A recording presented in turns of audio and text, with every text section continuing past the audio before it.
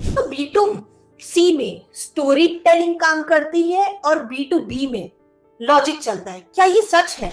मैं इसमें एक बात बोलूंगा कि ये पार्शियल सच है, परम सत्य नहीं है। इसमें इसको आपको समझना होगा। जैसे अगर आप नोटिस करेंगे कि हर बिजनेस में एक ऐसा सेगमेंट है जो 70-80% कस्टमर ऐसे हैं जो सिर्फ प्राइस सेंसिटिव होते हैं। अगर हम B2C के केस में तो क्लियर है कि स्टोरी ही चलती है। B2B के केस में जो 70% ऑडियंस है वो बहुत प्राइस सेंसिटिव है और वो कस्टमर सिर्फ आपसे अपना प्रॉफिट कमाना चाहेंगे कि आपको जितना ज़्यादा निचोड़ा जा सके, आपसे जितना बड़ा ऑर्डर देके जितने ज़्यादा मार्जिन उनके बच सके, क्योंकि उनके पास वो पावर नहीं है कि वो एंड कस्टमर को कैसे कन्विंस करें। अब जो 70-80% की ये जो रेड ओशन बना हुआ है जहाँ पे सिर्फ प्राइस सेंसिटिव लोग बात करते हैं या जहाँ तक लॉजिक ही सिर्फ प्राइस सेंसिटिव मैटर्स को लेकर रहता है।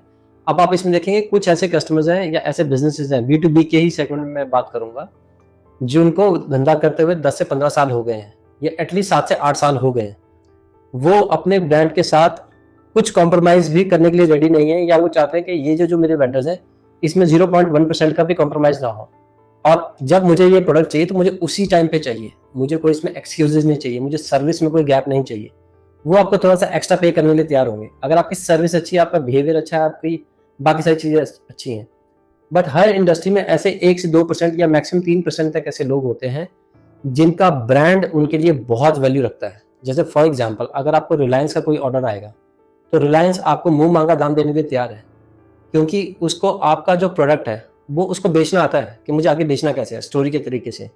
बट उसके ब्रांड के साथ कोई भी ब्रांड लॉस ना हो या उसका ब्रांड कहीं से भी खराब ना हो, इसके लिए उसके जो क्वालिटी पैरामीटर्स होंगे वो हर कोई वेंडर या हर कोई जो B2B में डील करने वाला पार्टी है वो मैट नहीं कर सकता। जिस साइज का उसका ऑर्डर होता है वो हर कोई मैट नहीं कर सकता। तो हमें इन सब चीज़ों को समझना होगा कि आप किस सेगमेंट में हैं या किस तरीके के B2B सेगमेंट के कस्टमर को डील करते हैं या आपकी क्लाइंटेल किस तरीके की है। अगर आपकी क्लाइंटेल से 1 से 2% वाली है तो वहाँ पे पैसा मैटर नहीं करता, वहाँ पे आपकी सर्विस, आपकी एक्सपर्टीज और आपके प्रोडक्ट के साथ 0.1% का भी गैप एक्सेप्टेबल नहीं होता। जो टॉप 1 और 2% को केटर करते हैं, जो ये बचे हुए 15 से 20% जो लोग हैं उसको जो केटर करते हैं, वो थोड़ा बहुत कॉम्प्रोमाइज चल जाता है। बट उनके लिए भी उनकी प्रायोरिटी ज़्यादा मैटर करती है कि जो चीज़ मुझे आज चाहिए और उसके अकॉर्डिंगली मतलब जो उनकी वर्बल कम्युनिकेशन आपसे हुई है या जो कमिटमेंट आपसे हुई है वो ऑन टाइम डिलीवरी चाहिए।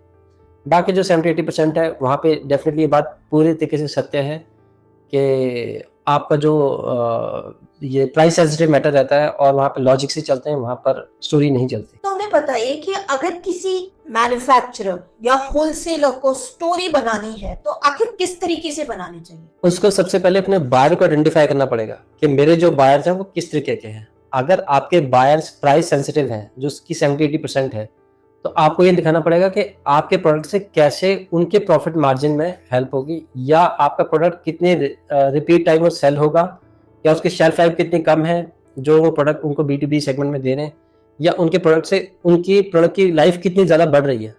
वो देखना पड़ेगा, क्योंकि 1-to-1 कॉन्वर्सेशन करके समझने वाला बात है कि B2B में आपका प्रोडक्ट कैसे कॉम्प्लीमेंट करता है और उस कॉम्प्लीमेंट करने में आपका प्रॉफिट, आपका जो प्रोडक्ट है वो कैसे इनका प्रॉफिट बढ़ा सकता है। और अगर हम आते हैं इसमें वही जो 15 से 20% वाली जो जनता है, या मैं 5 से लेके 20% वाली जो जनता है उसके केस में, तो उसके केस में भी हमें ये देखना पड़ेगा कि उनका घटिया B2B प्रोडक्ट मार लेने से क्या उनका ऐसा नुकसान हो रहा है, या ऑन टाइम डिलीवरी ना होने से उनका कितना लॉस हो रहा है। उस तरीके से आपको उनके प्रॉफिट मार्जिन कैलकुलेट करने पड़ेंगे। आपको सर्विस पे ज़्यादा फोकस करना पड़ेगा। जो आपके रिलेशनशिप मैनेजर हैं वो उनका कॉन्वर्सेशन आपके उनके एंड कस्टमर से कैसे होता है, उनके साथ वो चीज़ें बहुत मैटर करेगी, क्योंकि उनको भी टेंशन नहीं चाहिए। और जो टॉप 1% है उसके लिए तो आपको बहुत ज़्यादा स्ट्रॉन्ग बनना ज़रूरी है, और उसी तरीके की स्टोरीज आपको क्रिएट करनी पड़ेगी कि आप कैसे उन 1%, 2% या जो 20% वाले लोग हैं उनकी नीड्स को कैसे केटर करते हो, या कैसे कितना बेहतर तरीके से समझते हो। जब आप इन सब चीज़ों को समझोगे कि जो 80% वाले लोग हैं उनकी नीड्स क्या है, उनकी एक्सपेक्टेशन क्या है आपसे, तो आप उसके अकॉर्डिंगली अपनी एक छोटी सी स्टोरी बना के उसमें सर्कुलेट कर सकते हो अपने उस ग्रुप में। जो 20% है उसकी डिफरेंट स्टोरी है, और जो टॉप 1 और 2% वाली पार्टी है उनकी स्टोरी डिफरेंट बन सकती है। बट डेफिनेटली उस पर भी स्टोरी काम करेगी, क्योंकि आप इंसानों के साथ काम कर रहे हो, आप मशीनों या किसी AI के साथ काम नहीं कर रहे हो। जहाँ इंसान है उन पे वो स्टोरी इम्पैक्ट डालती ही डालती है। बिल्कुल सही बात। तो दोस्तों, चाहे आप B2B में हो चाहे B2C में हो, स्टोरी टेलिंग कभी मिस नहीं करिए।